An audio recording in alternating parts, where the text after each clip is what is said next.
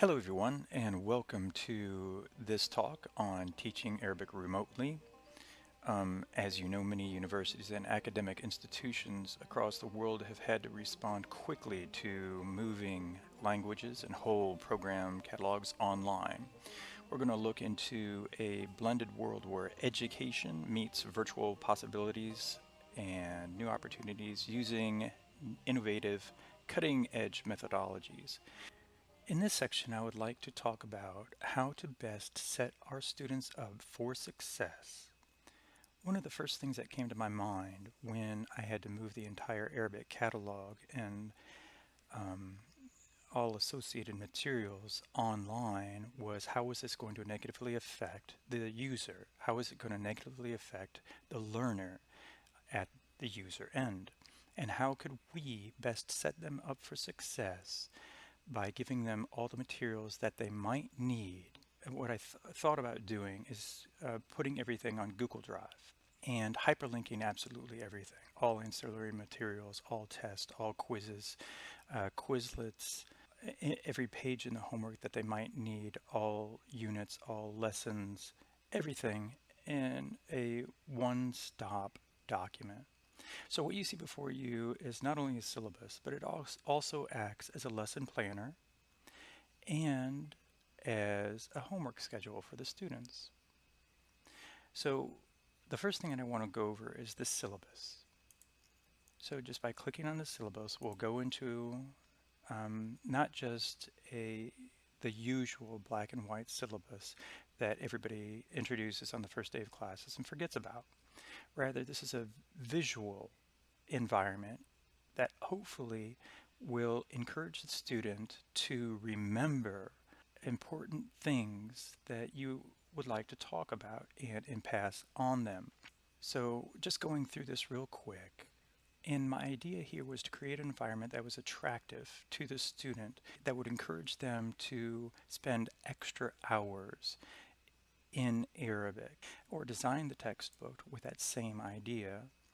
As you see here, these icons are hyperlinked as well. So if the learner would like to see the workbook, they could click on that and they would be directed right to my Google Drive that has um, the PDF files for this, and they could access any one of these units and study from it. Not just this book, but also the beginner book. Everything, all materials associated with this course are found here. And I always go over these ideas on how to create an effective learning community, how everybody has each other's backs, and it's okay to make mistakes. And the very most important thing that we can possibly do in this class in order to be successful is to think in Arabic, study out loud, and what? To use everything in context.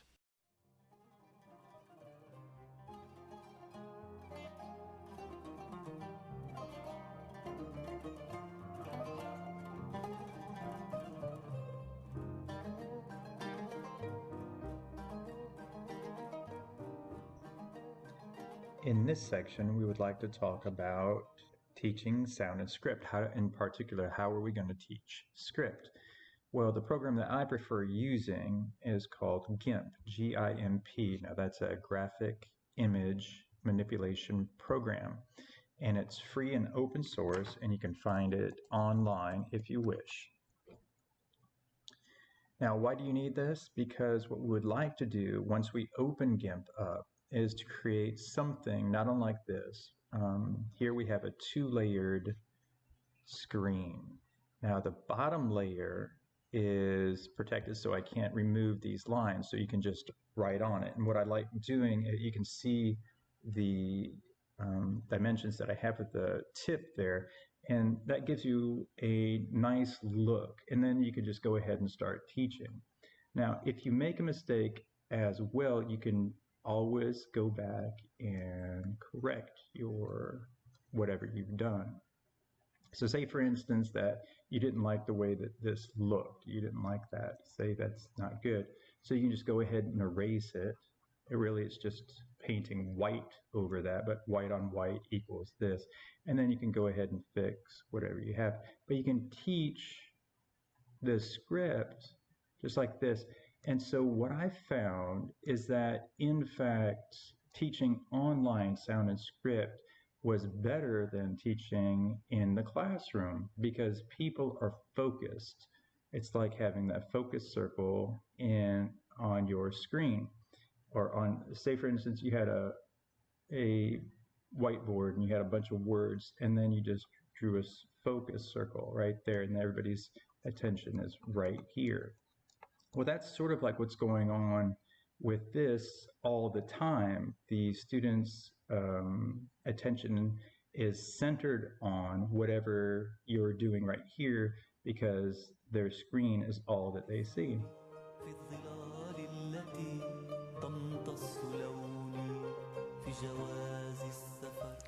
In this section, I want to talk a little bit about introducing vocabulary online. Here, what we see on our homework schedule is what to do on Friday. So this is over the weekend, what they're going to be doing. So they're going to listen to the new vocabulary. Now this new vocabulary is found in the archival form uh, on the Yale University website. So they listen to that over the weekend. And then on Monday, once they get into class, we talk about it in context using Quizlet. What I generally like doing at the beginning of class is to do the flashcards. Now, each one of these flashcards have a picture, and hopefully they're culturally appropriate. Hopefully they have some kind of relationship to the Arab world, not always though. And then they're going to use this word in context. So I generally ask them, ماذا يوجد في هذه الصورة? ماذا يوجد في هذه الصورة? And so they will say the word أنتج ينتج إنتاج in a جملة مفيدة, in a complete sentence.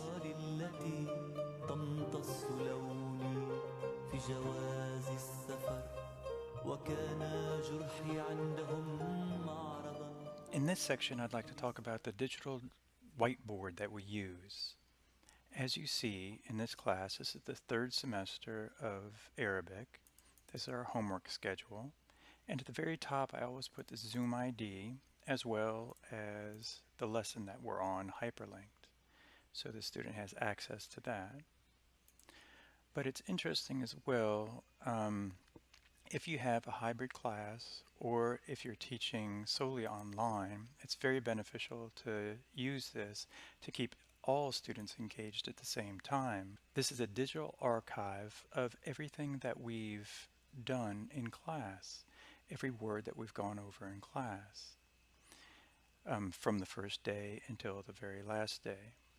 This digital portfolio gets quite long, it's true, but it's for the students' benefit if they wanted to access, say for instance, they missed something or missed a class, or that they may have wrote it down wrong in their notes, or they just wanted to check their notes.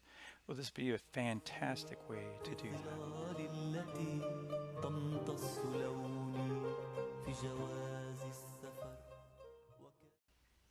Another thing that I think is very beneficial is keeping in constant contact with your students in a functional manner.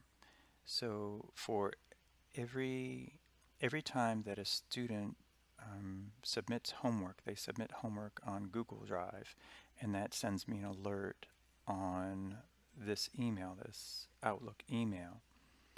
And what I do, and you can just take a look at any of these things, I write them a message in Arabic. I respond to them.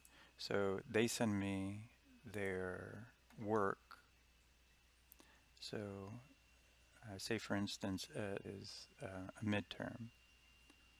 And so the midterms, what I do is I make comments over here on the side. And then when they're done, I'll go ahead and write them.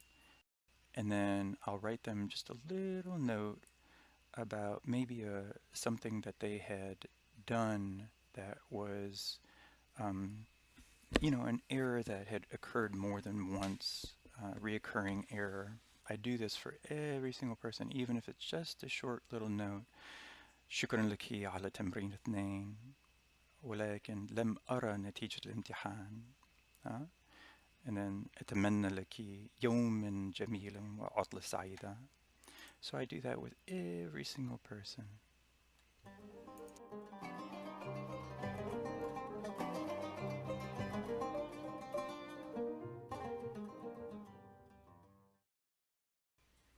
A lot of the examples that we've been talking about have been taken directly from Ahlan wa Sahlan, the third edition. And I'd like to introduce to you some of the new and more novel ideas that we've put into the third edition and why I'm so proud of it. Not only the design, which I think is captivating and enticing, but also the methodology. I believe it's designed and its workflow is really logical. In addition to streamlining the components, the most relevant to learners is the addition of communicative exercises, as well as making the exercise instructions totally in Arabic. The teachers copy both annotations and tips to the teacher in Arabic. I'm certain my co-author Alan Clark will elaborate on this point. I hope teachers and learners will enjoy learning Arabic using Ahlan wa Sahlan and its innovative methodology. As you can see, we introduce the entire alphabet here on one page, accompanied with audio, where a native speaker pronounces each letter for the learner. After that, the workbook introduces these letters in a logical fashion, in a systematically logical fashion. Here we see that the Arabic alphabet is introduced by the one-way connectors, the alif, waw, dal, dal, ra, and zay. After that, there are groupings of shells, ba, ta, tha, jim, ha, kha. That'll be in lesson 2. And it goes on like that. It's true that the alphabet is introduced in easy to read font, but also it's worthy of noting that the entire book is written in font that is no smaller than 16 point, which is 2 points bigger than the second edition. Now, as you see, not only are these realia images, but as well each shape is represented here. So we have the beginning, medial, final, and then the independent form. I try to use images that you might see when you travel to the Middle East or the Arab world, and in doing so, decrease the apprehension you might feel when you're over there and the foreignness that you may feel, and increase the possibility of actually reading these words in Arabic.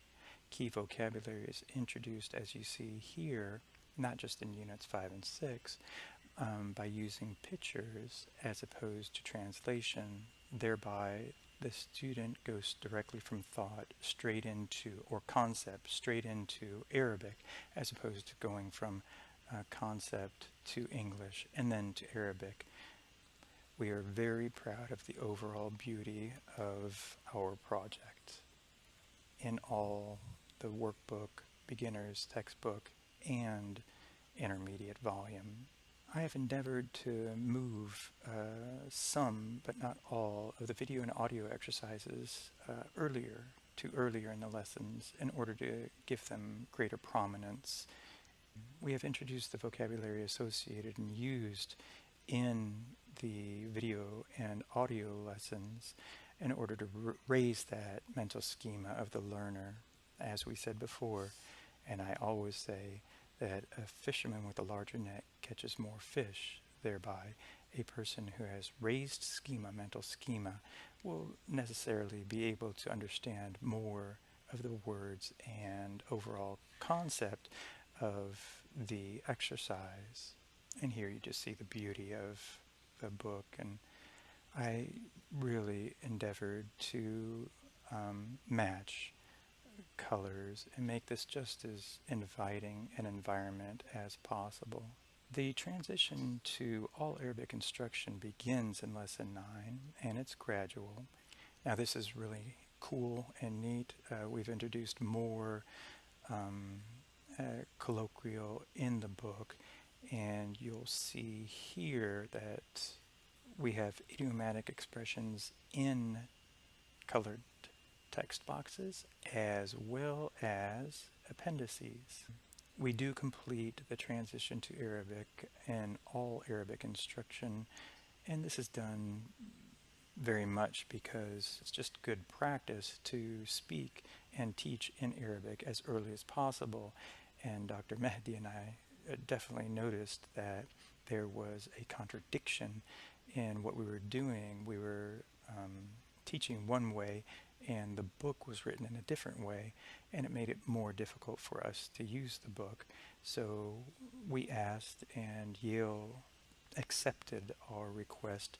Now this is the annotation, the annotated instructor's edition. As you see in the margins, those annotations are written in Arabic. The cultural notes are set off by cultural boxes and a cultural text box. Now the layout is just very logical in my opinion. We did add this banner to the bottom, so you'll see that you'll have the page number and then the general concept, the theme of the lesson, and then what lesson number you're in, followed by Arabic numerals. Here what you can see is that we not only use tables but text boxes. Now these text boxes are the same exact color. One is for remember and the other one is for notice or note. Grammar sections are set off by this box, and then grammar is talked about after that. All the grammar is taken directly from the reading text or the listening text that we've gone through. We always have a review of grammar as well. Here we see the cultural notes colored in this light purple, and they're set off in order to give them more prominence. And it's true, we have communicative activities they average about 3 per lesson.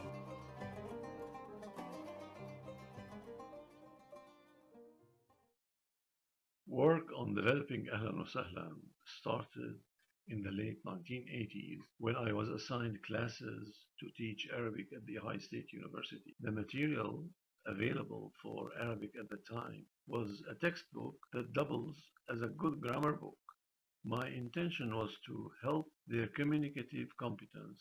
So as an ACTFL member and tester at the time, I used the principles of the proficiency movement as a basis for the content. The work continued until 1990 when an acquisition editor of Yale University Press called me and arranged for a visit to the Ohio State University. She had a first look at the simple monographs and asked me if I would be interested in having them published by Yale University Press. Of course, I jumped at the opportunity.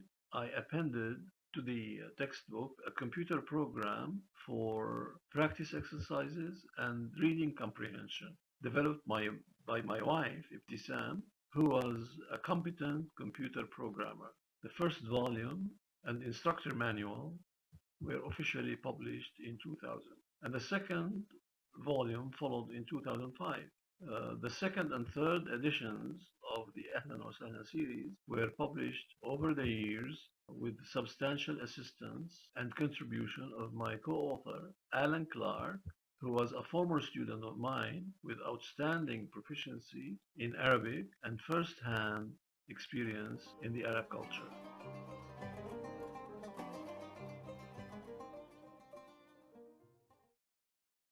With a trend to move most instruction, including languages, to an online platform starting in the first decade of the 21st century. I cooperated with colleagues to launch a virtual program for Arabic, also based on the 2012 guidelines of the American Council on the Teaching of Foreign Languages. The company platform is based in London, and the program is designed to allow individual learning through the program and can also accommodate a school or college instructor to teach his or her students through the program. Earlier this year, an online master's program in applied linguistics was aimed at Arabic teachers who teach at various levels to receive training in many aspects of the process, including assessment, instructional methods, most branches of linguistics, research methods, semantics, and pragmatics. Shukran lakum. And I wish you the happiest of days. Thank you very much. And Dr. Mahdi and I will be here for any questions that you may have.